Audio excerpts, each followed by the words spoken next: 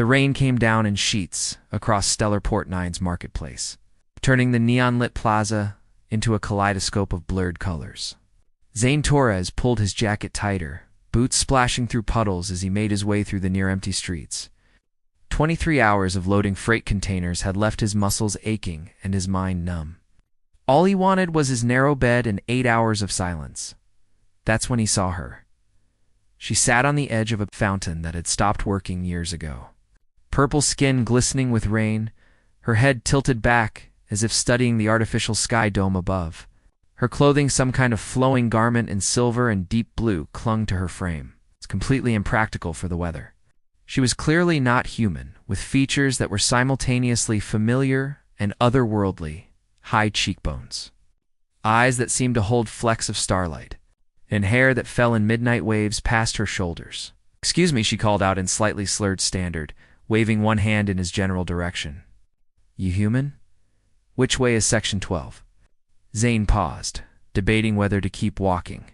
Getting involved with drunk aliens, especially beautiful ones, was rarely a good idea. But something about the lost look on her face tugged at him. Section 12. That's all the way across the station.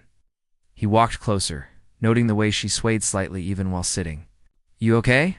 She laughed, a sound like wind chimes in a storm. "Define okay? I'm lost. Possibly making the worst decision of my life, and I've consumed far too much Rithyon whiskey." She squinted at him. "But the stars are very pretty, don't you think? Even the fake ones." Despite his exhaustion, Zane found himself smiling. "The stars are pretty, but you're going to catch hypothermia if you stay out here. Come on, I'll get you to a transit station." "How kind," she murmured, accepting his offered hand to stand.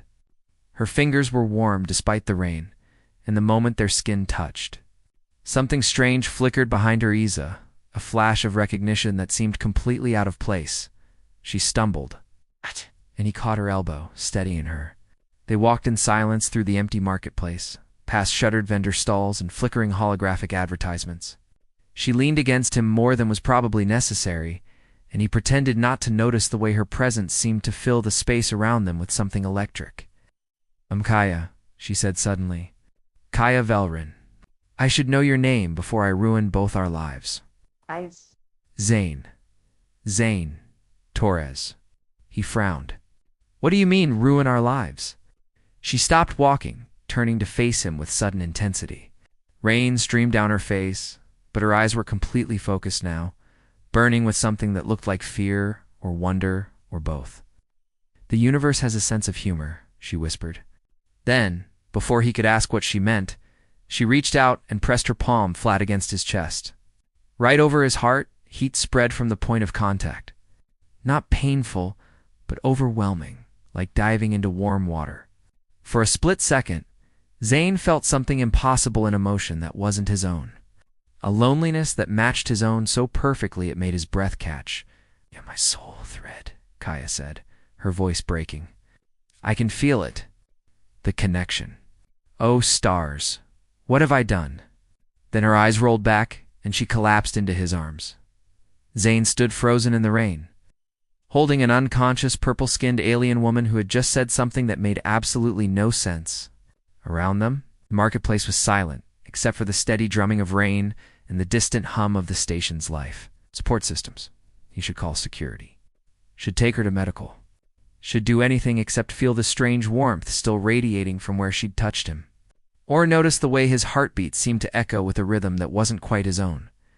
Instead, he picked her up carefully and started walking toward the nearest transit station. Already knowing that whatever normal life he'd had was probably over, the fake stars watched from above, keeping their secrets. Zane woke to someone pounding on his apartment door. He'd managed to get the alien. Woman Kaya out to the transit station last night, left her with the night attendant, and stumbled home convinced he'd dreamed the whole strange encounter. But the moment consciousness returned, he felt it, a gnawing anxiety that wasn't his own, accompanied by a headache that seemed to pulse in stereo. The pounding continued. He dragged himself out of bed, every muscle protesting, and opened the door. Kaya stood there, completely sober and looking terrified. Gone was the drunk wanderer from last night. This woman stood rigid, her purple skin pale in the corridor's harsh lighting, her eyes wide and desperate. She wore different clothes, now practical dark pants and a simple shirt. But there was nothing simple about the panic radiating from her. "We need to talk," she said, pushing past him into his tiny apartment before he could respond. "Now, good morning to you too," Zane muttered, closing the door. "How did you even find me?" "I followed the bond." She turned to face him, wrapping her arms around herself. "That's the problem. I can feel you, Zane Torres. Your confusion right now, the soreness in your shoulders, the way you're wondering if I'm insane. I can feel all of it." Zane's stomach dropped. "That's impossible. I wish it were." Kaya began pacing his small living space like a caged animal. "I'm Valathi. My people have something called a soul thread, a psychic bond that links to individuals for life. It's supposed to be deliberate, chosen carefully, blessed by elders. It's sacred," she laughed bitterly. "It's not supposed to happen while drunk in a random marketplace with a stranger from another species. You're saying we're bonded because you touched me? Because I recognized you." She stopped pacing, meeting his eyes. "The Valathi believe that soul threads exist before we find them, invisible connections waiting to be activated. I felt it the moment I saw you. And in my alcohol-soaked stupidity, I completed the ritual without thinking." Zane sat down heavily on his worn couch. "This is insane. I don't feel any different, don't you?" Kaya moved closer, and as she did, that strange warmth from last night returned. "Close your eyes. Why would I please?" Something in her voice made him obey. The moment his eyes closed, he felt a presence at the edge of his consciousness that wasn't his own. Fear, shame, and underneath it all, a bone-deep loneliness that mirrored his own so perfectly it made his chest ache. His eyes snapped open. "What the hell was that?" Mikaya whispered. "And you felt it because we're connected now. Our life forces are intertwined. If one of us dies—" She didn't finish the sentence. Zane stood abruptly, needing distance. "So fix it. Break the bond. There has to be a way." "There isn't." Always. Her voice cracked. "That's what I spent all night researching. The only way to sever a soul thread is death. If we try to separate, truly separate, more than a few hundred meters, the bond will start killing us both. Slowly at first, then faster." The apartment suddenly felt too small. Zane moved to the window. Staring out at the endless corridors of Stellarport 9, people moved through the streets below, living normal lives, completely unaware that his had just been turned inside out. "I didn't ask for this," he said quietly. "Neither did I." Kaya's reflection appeared in the window beside his. "I came to this station to escape something. An arranged marriage to a Valathi general named Thorance, someone I've never loved, never wanted. My parents sold my future for political alliance." She touched the glass with her fingertips. "I thought if I disappeared into the station crowds, got lost in the chaos, I could find a way to be free. Instead, I've trapped us both." Zane turned to look at her properly. In the morning light, she was even more striking than he'd realized. Purple skin that seemed to shift in shade depending on the angle. Eyes that held depths he couldn't quite read. But beyond the physical, he could feel something else now that he was paying attention.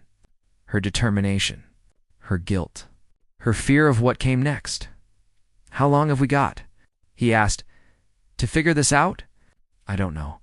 We need to stay close within 100 meters, or the bond will strain." "We need to." She hesitated, color rising in her cheeks. "We need to strengthen the connection. The more we resist it, the more unstable it becomes." "Strengthen it how?" Kaya looked away. "Time together. Physical proximity. Emotional vulnerability. The bond feeds on genuine connection. If we fight it, if we stay strangers, ... She wrapped her arms around herself again. "It could tear us apart from the inside."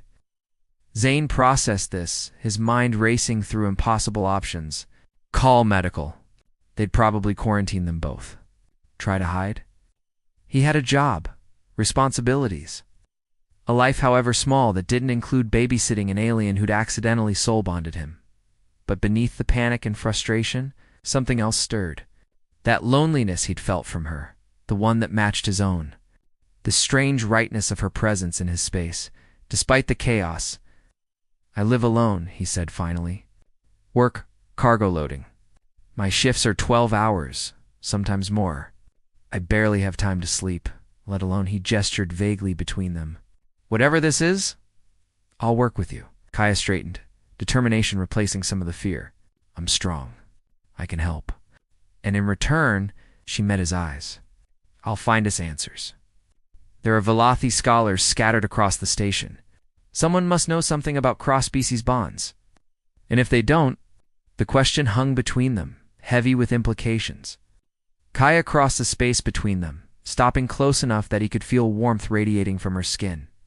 She reached out slowly, giving him time to pull away, and placed her hand over his heart again, exactly where she'd touched him last night. The sensation was immediate and overwhelming. Not painful, but intimate in a way that made his breath catch. He felt her pulse synchronize with his, felt the edges of their emotions blur and blend. "Then we learn to live with it," she whispered. "Together. Because the alternative is dying apart, and I'm not ready for either of us to die." Zane should have been terrified, should have been angry.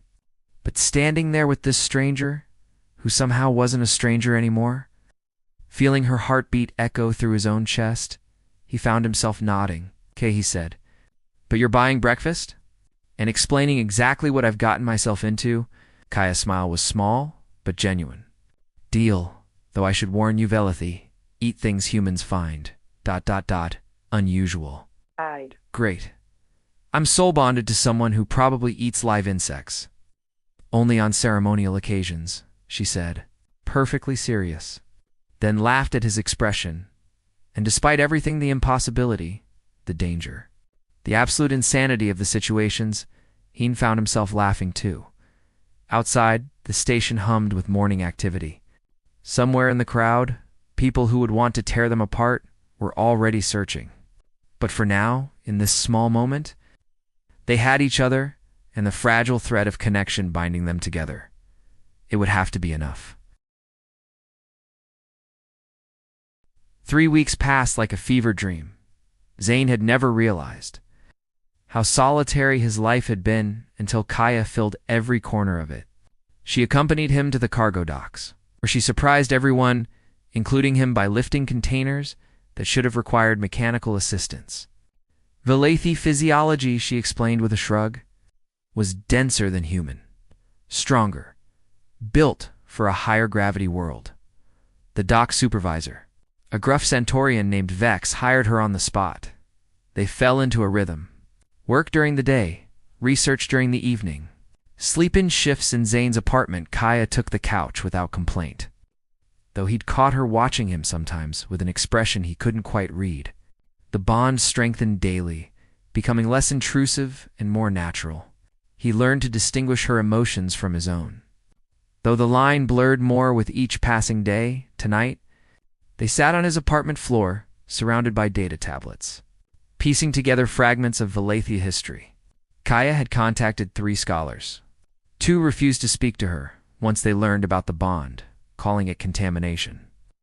The 3rd had sent encrypted files before going silent. "Listen to this," Kaya said, reading from a tablet.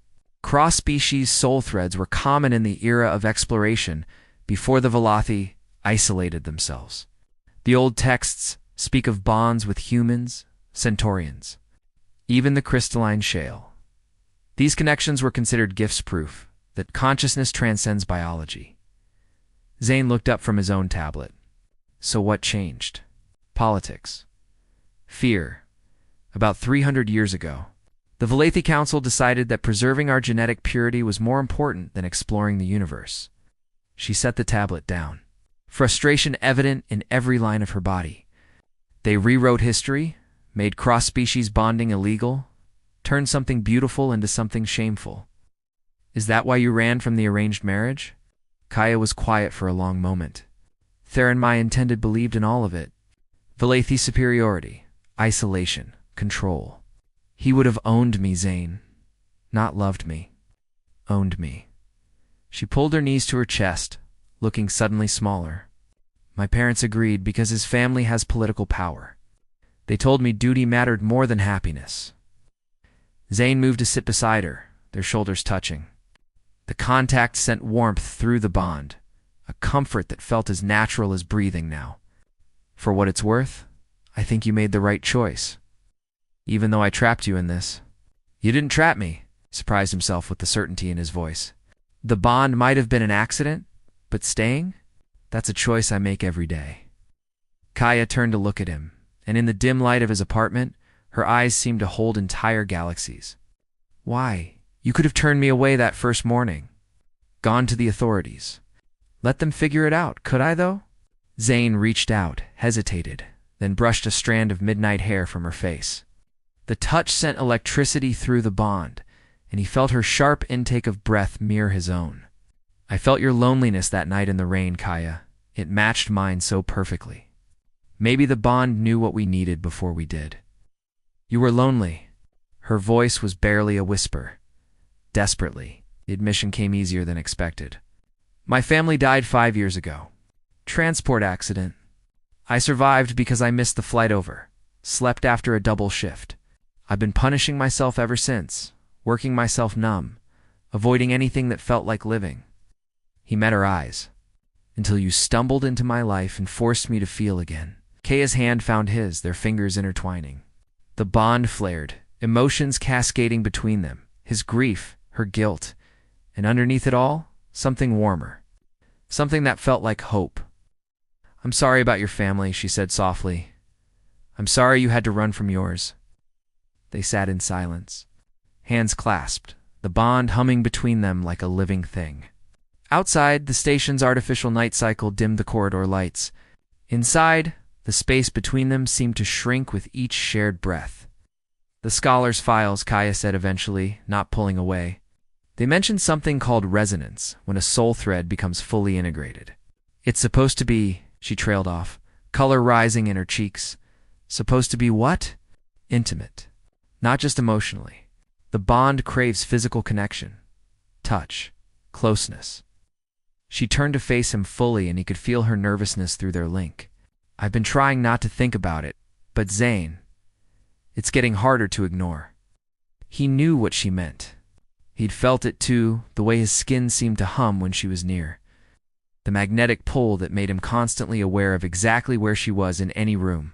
It went beyond simple attraction, though he'd be lying if he said he didn't find her beautiful.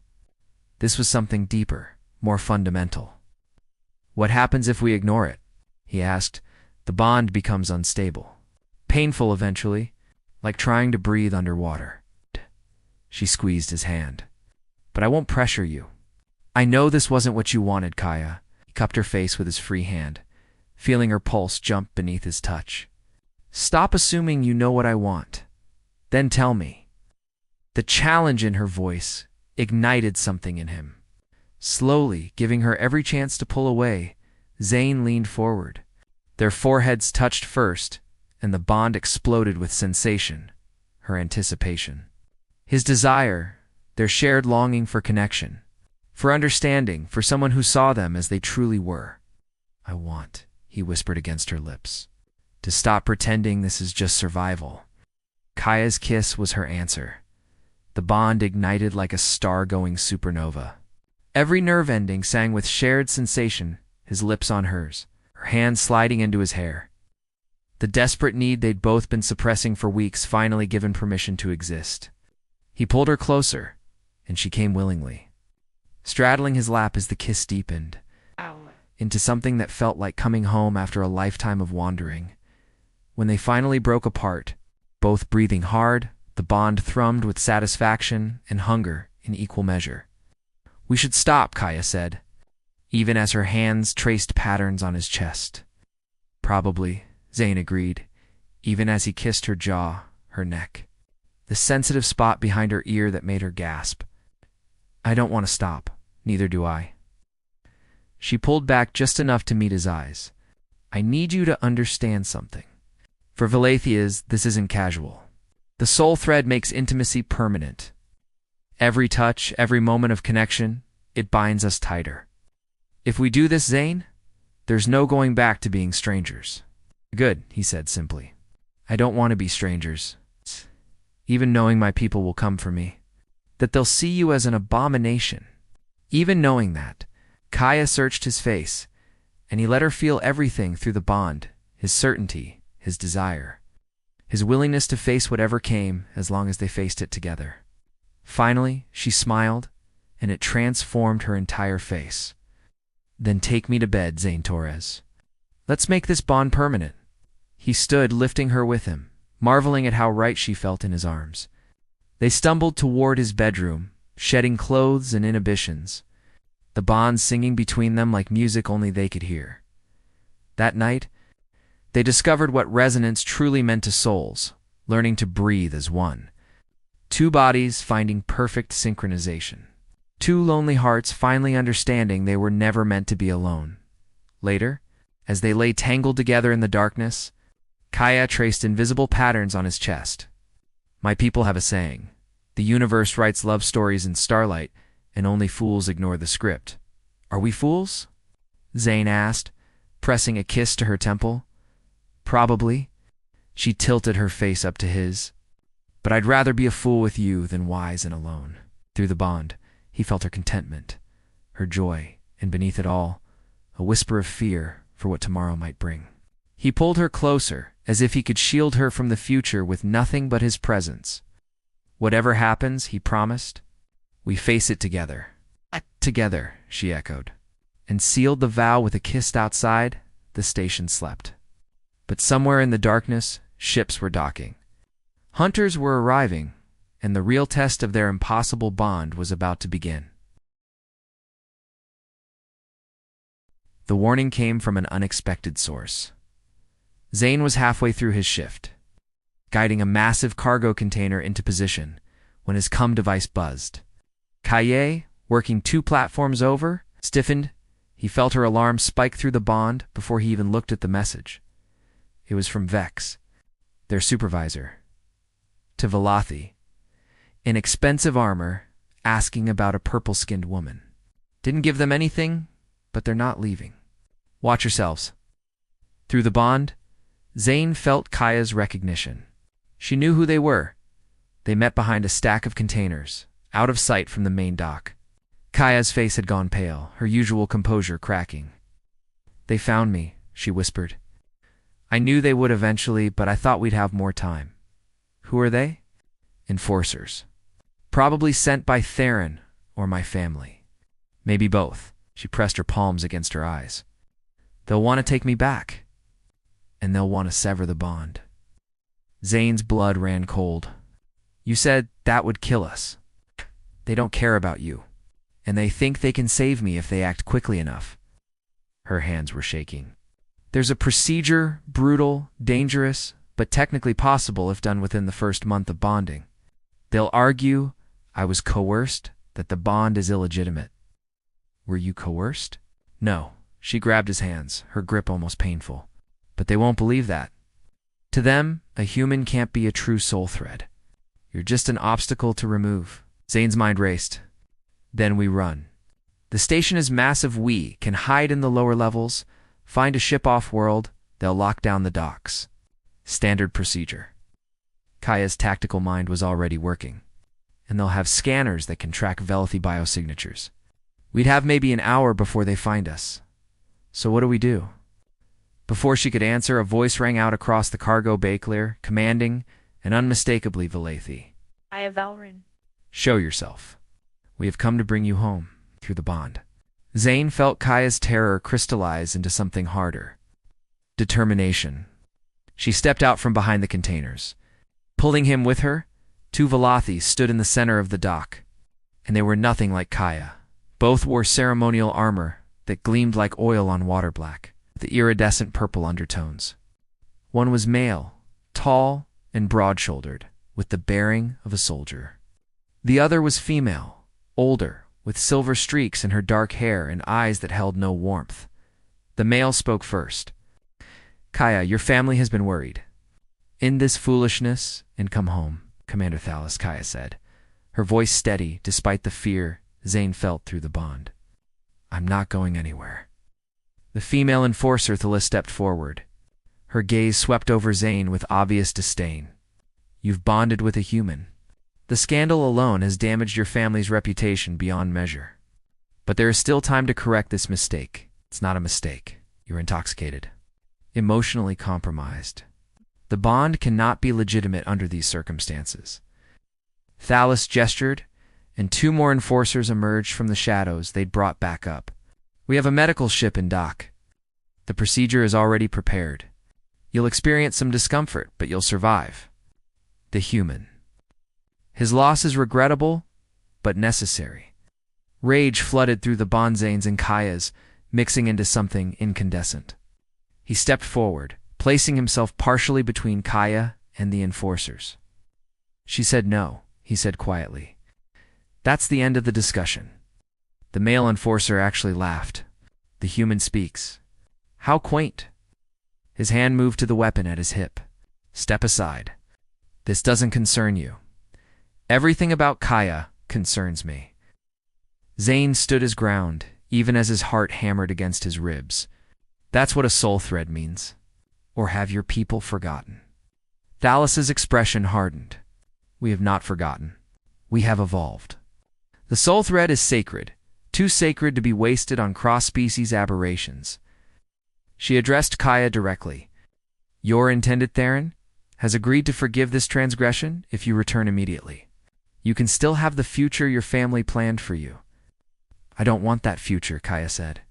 Moving to stand beside Zane, their hands found each other automatically, and the bond flared with shared resolve. I want this one. With him, then you are a traitor to your people. Or maybe a new voice interrupted. Your people are traitors to their own history. Everyone turned. An elderly Valathi woman stepped out from behind a cargo hauler, leaning heavily on a walking stick. Her skin was so pale it was almost white, her eyes clouded with age, but she carried herself with undeniable authority. Zane felt Kaya's shock. Through the bond she recognized this woman. Elder Cerise, Kaya breathed. You're alive? Barely, the old woman smiled. And determined to remain so long enough to see this through? She fixed Thalos with a stare that could cut steel. You dare speak of sacred traditions while violating the oldest law of our people. The soul thread chooses. Not families. Not councils. The thread itself. Thalos's jaw tightened. The old ways led to dilution of our species. Weakness. The council is afraid, Ceres interrupted. Afraid that true soul threads bonds, that transcend species and politics, prove that we are not as special as we tell ourselves. That consciousness, love, and connection matter more than the color of one's skin or the world of one's birth. She moved toward Kaya and Zane, surprisingly spry despite her age. I have studied these two. Watched them work, observed their bond. It is as genuine as any I have witnessed in my 3 centuries of life. Elder Cerise, the male enforcer said, respect and frustration warring in his voice. With all due respect, your views on cross-species bonding are well known, and considered ... outdated. Cerise laughed, the sound sharp as broken glass. I was studying soul threads before your grandparents were born, Corvus. I know what I see. These two are truly bonded. To sever them would be murder. And murder, last I checked, is still illegal under station law. Thalos's hand moved to her weapon. This is Valathi business. This is 2 sentient beings' lives. Vex's voice boomed across the dock. The Centaurian supervisor strode forward, and Zane was shocked to see he wasn't alone. A dozen dock workers, humans, aliens, various species, formed a loose barrier between the enforcers and Kaya and Zane. And they work for me, so it's my business too. And mine, added a shale trader, their crystalline form refracting light. I've seen how they work together. That's no coercion. That's partnership. Mine too, said a human woman from shipping. More voices joined in, workers who barely knew Zane and Kaya, but had watched them over the past weeks. Seen their connection, recognized something real. Thalos looked around at the growing crowd, calculation in her eyes. You would all risk diplomatic incident for 2 strangers. For what's right, Vex said simply. Now get off my dock. The standoff stretched, tension thick enough to choke on. Through the bond, Zane felt Kaya preparing for violence, her body coiled like a spring. He squeezed her hand, trying to project calm even as his own heart raced. Finally, Elder Cerise spoke again, her voice soft but carrying. "Thalos, Corvus, you have a choice. Retreat now. Report that Kaya is lost to the lower levels by us. Time to present our case properly. Or act rashly. Start a diplomatic incident that will reflect poorly on your families and your mission." She paused. "I promise you, I will take this case to the Valathi High Council myself. Let them decide if ancient law or modern prejudice holds more weight." Thalos stared at Cerise for a long moment. Then at Kaya. "This isn't over." "I know," Kaya said quietly. The enforcers withdrew.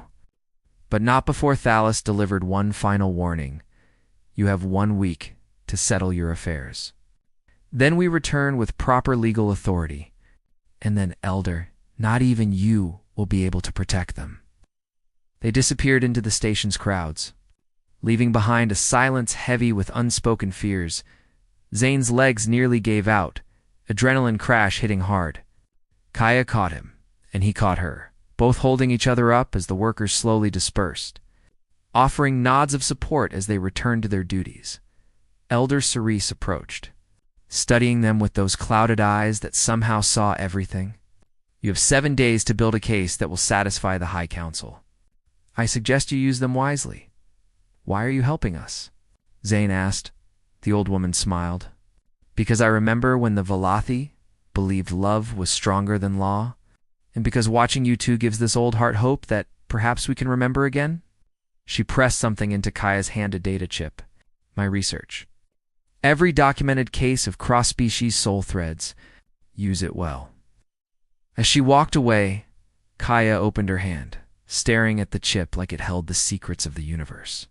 Through the bond, Zane felt her emotions roiling fear, hope, gratitude, and underneath it all, a fierce determination.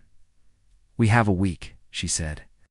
"Then we'd better make it count," Zane replied, pulling her close. "Together. Always together," she whispered against his chest, and for a moment they simply held each other while the station hummed around them and the clock began counting down to Judgment Day. The week passed in a blur of research, preparation. In sleepless nights, Elder Cerise's data chip contained centuries of Valathi history accounts of cross-species bonds, testimonies from bonded pairs, even genetic studies proving that soul threads functioned identically regardless of the species involved. Kaya and Zane pored over every document, building their case while trying to ignore the countdown hanging over them. On the morning of the 7th day, they stood before a hastily convened hearing chamber in Stellarport 9's diplomatic sector. The room was circular, with raised seats for the judge's 3 members of the Valathi High Council who had been convinced to hear the case via holographic transmission.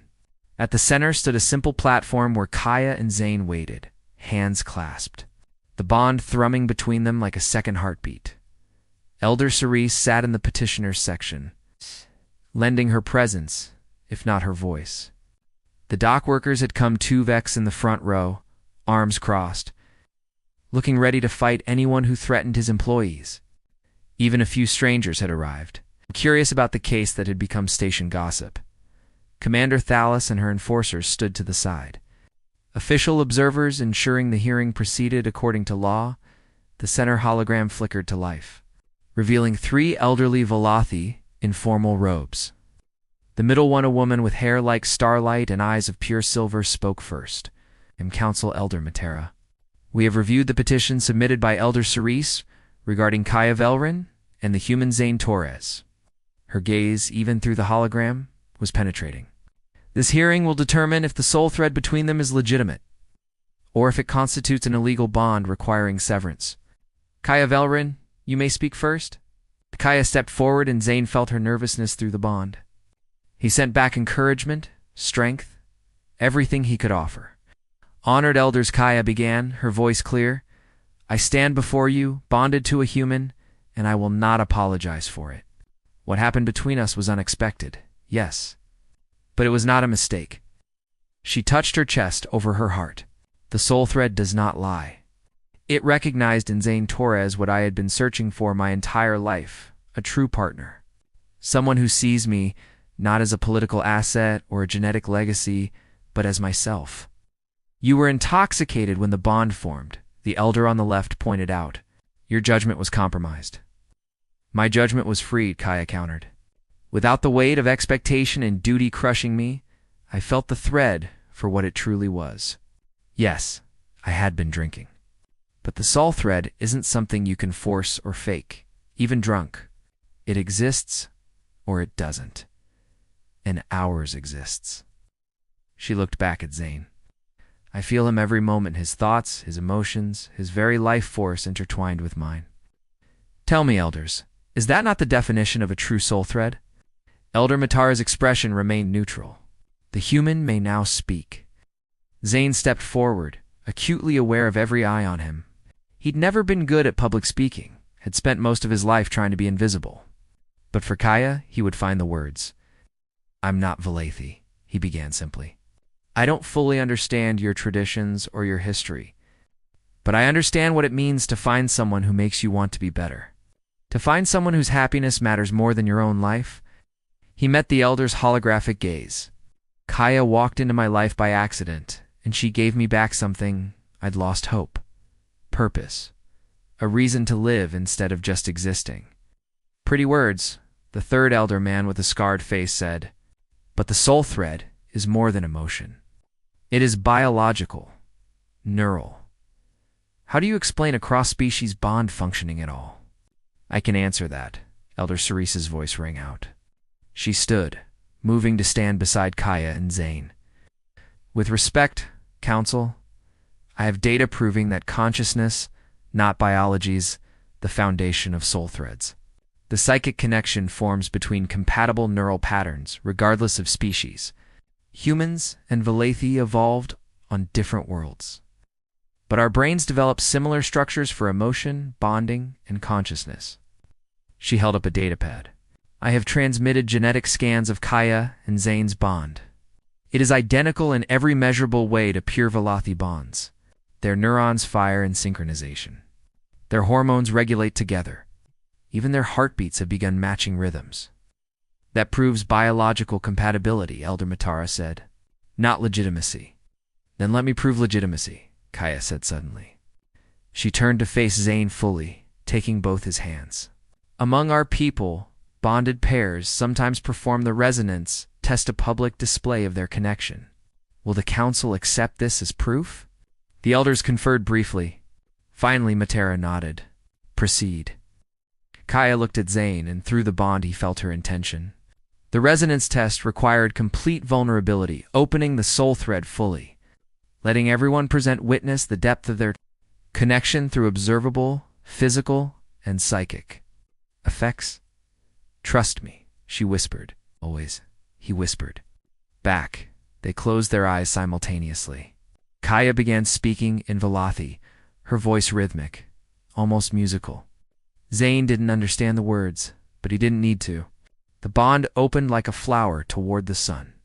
And suddenly, he wasn't just feeling Kaya's emotions, he was experiencing her memories. He saw her childhood a lonely girl in a gilded cage, trained to smile and obey while her heart screamed for freedom. He felt her terror the night she fled her homeworld, conviction that death was preferable to a loveless marriage. He experienced her despair sitting drunk in the rain, certain she was utterly alone in the universe. And then his own memories flooded back. Kaya gasped as she felt his grief over his family, the survivor's guilt that had poisoned 5 years of his life. She felt his isolation, the way he'd turned himself into a ghost, barely living. And she felt the moment he saw her in the rain, that instant of recognition, of thinking there's someone who understands. The bond surged, and Zane felt it physically. Warmth spread from his chest outward, visible light beginning to glow beneath his shirt right over his heart. Kaya's chest glowed too, purple-white light shining through the fabric. And when their eyes opened simultaneously, he knew they were glowing as well. Gasps echoed through the chamber. Even the holograms seemed to flicker with surprise. We are not two people anymore, Kaya said, her voice harmonizing strangely with Zane's as they spoke in unison. We are one consciousness experiencing itself through two bodies. His pain is mine. My joy is his. When he breathes, I feel air enter my lungs. When I bleed, he feels the pain. This is not coercion or mistake. This is what the soul thread was always meant to be. It released the resonance, and the light faded, leaving them both trembling with exhaustion. But the message had been delivered. Around the room, even the skeptical looked moved. Elder Matara was silent for a long moment. Finally, she spoke. In 3 centuries of service, I have never witnessed resonance so pure. Not even among bonded Valathi. She looked at her fellow council members, then back to Kaya and Zane. However, precedent weighs heavily. To approve this bond is to overturn centuries of policy. Then perhaps Vex's voice boomed from the audience. It's time for new precedent. Station Manager Vex, Matara acknowledged. You wish to speak? Damn right I do. Vex stood, his centaurian bulk impressive even among the diverse crowd. I've run this dock for 20 years. Seen thousands of beings from hundreds of species work together, live together, love together. You know what I've learned?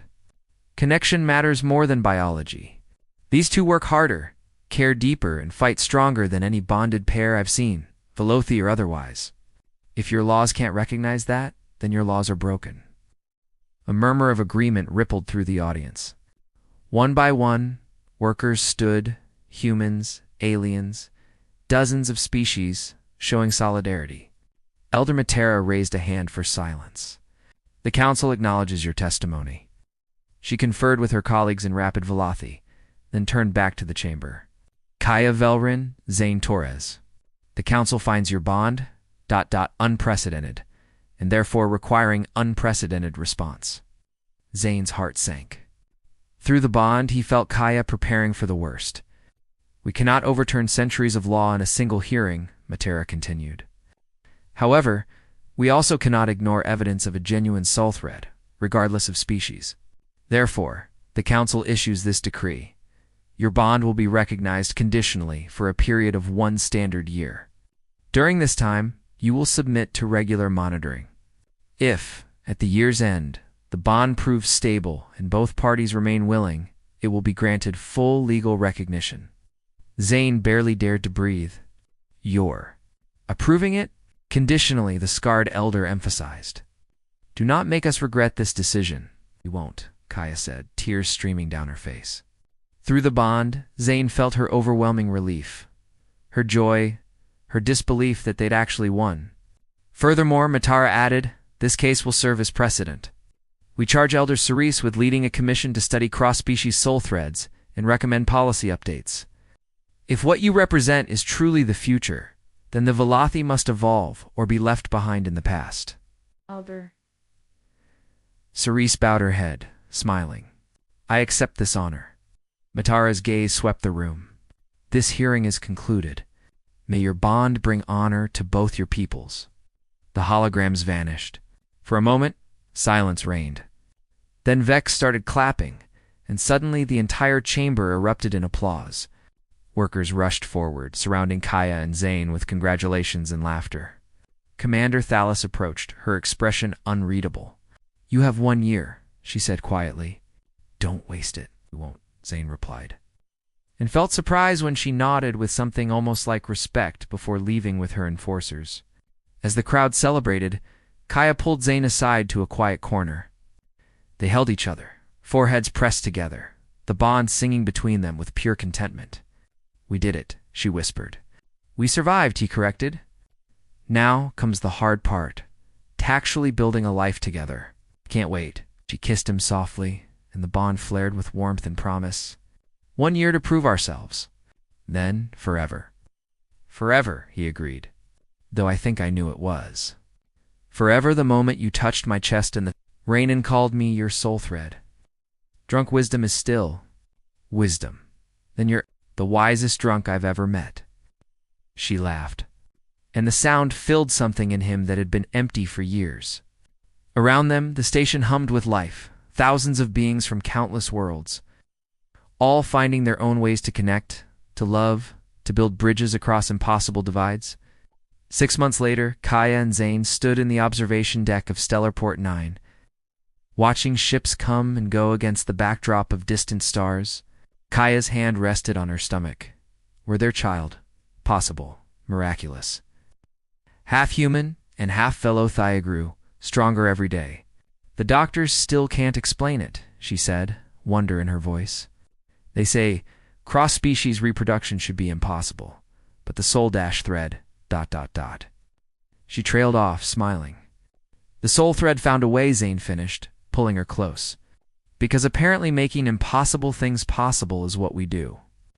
It'll be chaos, Kaya warned. A living bridge between two species. The scrutiny, the questions, the pressure, we'll face it together, Zane said simply, like everything else. Through the bond, he felt her love, her certainty, and her hope for the future they were building, not just for themselves, but for everyone who came after. Their child would be proof that love transcended biology, that consciousness mattered more than genetics, that the universe wrote its best stories in the spaces between worlds. I love you, Kaya said, tilting her face up for a kiss. I know, Zane replied, grinning at her mock outrage. The bond tells me every second of every day. But I love you too, my soul thread, my partner, my everything. They kissed as stars wheeled overhead. Two souls that had found each other in the most unlikely way and decided to rewrite the rules of what was possible. And somewhere in the vastness of space, other lonely souls drifted closer to their own impossible connections. Guided by the same force that had brought a drunk alien and a grieving human, together one rainy night on Stellarport 9, the universe, it seemed, would always find a way to write its love stories. Even when the lovers themselves thought it was impossible. The end. And then his own memories flooded back. Kaya gasped as she felt his grief over his family, the survivor's guilt that had poisoned 5 years of his life. She felt his isolation, the way he'd turned himself into a ghost, barely living.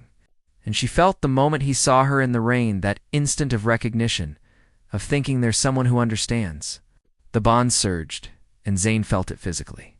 Warmth spread from his chest outward, visible light beginning to glow beneath his shirt right over his heart. Kaya's chest glowed too, purple-white light shining through the fabric. And when their eyes opened simultaneously, he knew they were glowing as well. Gasps echoed through the chamber. Even the holograms seemed to flicker with surprise. We are not two people anymore, Kaya said, her voice harmonizing strangely with Zane's as they spoke in unison. We are one consciousness experiencing itself through two bodies. His pain is mine. My joy is his. When he breathes, I feel air enter my lungs. When I bleed, he feels the pain. This is not coercion or mistake. This is what the soul thread was always meant to be. It released the resonance, and the light faded, leaving them both trembling with exhaustion. But the message had been delivered. Around the room, even the skeptical looked moved. Elder Matara was silent for a long moment. Finally, she spoke. In 3 centuries of service, I have never witnessed resonance so pure. Not even among bonded Valathi. She looked at her fellow council members, then back to Kaya and Zane. However, precedent weighs heavily. To approve this bond is to overturn centuries of policy. Then perhaps Vex's voice boomed from the audience. It's time for new precedent.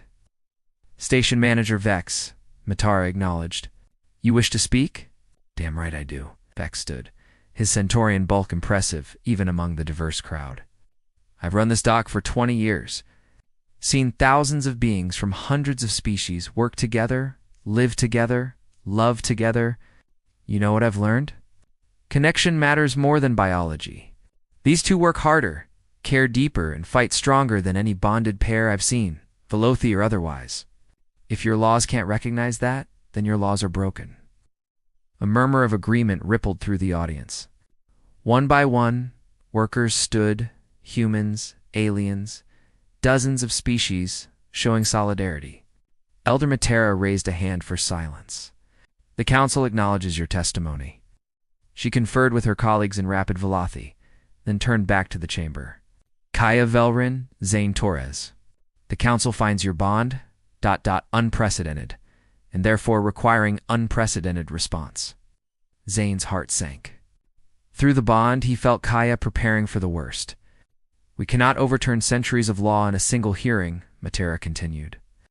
However, we also cannot ignore evidence of a genuine soul thread, regardless of species. Therefore, the Council issues this decree. Your bond will be recognized conditionally for a period of 1 standard year. During this time, you will submit to regular monitoring. If, at the year's end, the bond proves stable and both parties remain willing, it will be granted full legal recognition. Zane barely dared to breathe.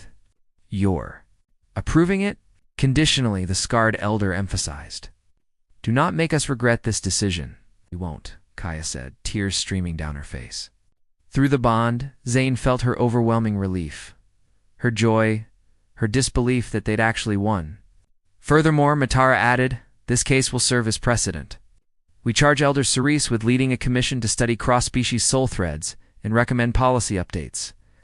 If what you represent is truly the future, then the Velothi must evolve or be left behind in the past. Elder. Cerise bowed her head, smiling. I accept this honor. Matara's gaze swept the room. This hearing is concluded. May your bond bring honor to both your peoples. The holograms vanished. For a moment, silence reigned.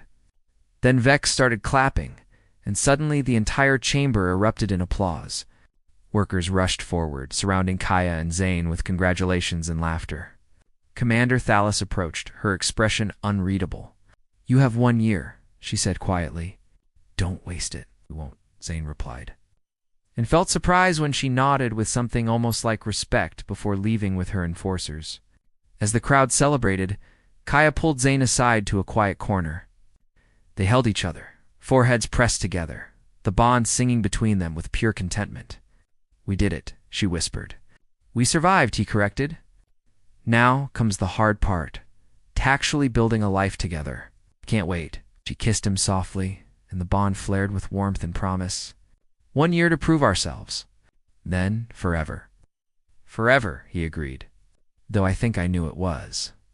Forever the moment you touched my chest and the Rainan called me your soul thread. Drunk wisdom is still wisdom. Then you're the wisest drunk I've ever met. She laughed, and the sound filled something in him that had been empty for years. Around them, the station hummed with life, thousands of beings from countless worlds, all finding their own ways to connect, to love, to build bridges across impossible divides. 6 months later, Kaya and Zane stood in the observation deck of Stellarport 9, watching ships come and go against the backdrop of distant stars. Kaya's hand rested on her stomach. Were their child, possible, miraculous. Half human and half fellow Thiagru, stronger every day. The doctors still can't explain it, she said, wonder in her voice. They say cross-species reproduction should be impossible, but the soul dash thread, ... She trailed off, smiling. The soul thread found a way, Zane finished, pulling her close. Because apparently making impossible things possible is what we do. It'll be chaos, Kaya warned. A living bridge between 2 species. The scrutiny, the questions, the pressure, we'll face it together, Zane said simply, like everything else. Through the bond, he felt her love, her certainty, and her hope for the future they were building, not just for themselves, but for everyone who came after. Their child would be proof that love transcended biology, that consciousness mattered more than genetics, that the universe wrote its best stories in the spaces between worlds. I love you, Kaya said, tilting her face up for a kiss. I know, Zane replied, grinning at her mock outrage. The bond tells me every second of every day. But I love you too, my soul thread, my partner, my everything. They kissed as stars wheeled overhead, 2 souls that had found each other in the most unlikely way and decided to rewrite the rules of what was possible. And somewhere in the vastness of space, other lonely souls drifted closer to their own impossible connections. Guided by the same force that had brought a drunk alien and a grieving human, together one rainy night on Stellarport 9, the universe, it seemed, would always find a way to write its love stories. even when the lovers themselves thought it was impossible. The end.